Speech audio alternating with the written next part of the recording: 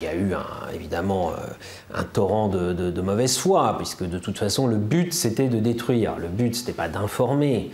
Vous pensez toujours, parce que vous avez été très dur sur Mediapart quand vous avez démissionné, en disant effectivement qu'il y avait une volonté de lynchage, enfin, et puis vous dites aussi de ceux qui les alimentaient, je ne sais pas qui sont ceux qui les alimentaient, là à qui vous pensez aujourd'hui.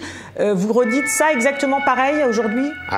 Je m'aime depuis reconnecter un certain nombre de choses. J'ai lu après un portrait qui avait été fait de M. Plenel en 2018, c'est pas très vieux, par Vanity Fair. Et il dit dans ce portrait, ce que j'aime bien, c'est que la dague, il dit le journalisme, c'est une dague qui permet de faire couler des gouttes de sang.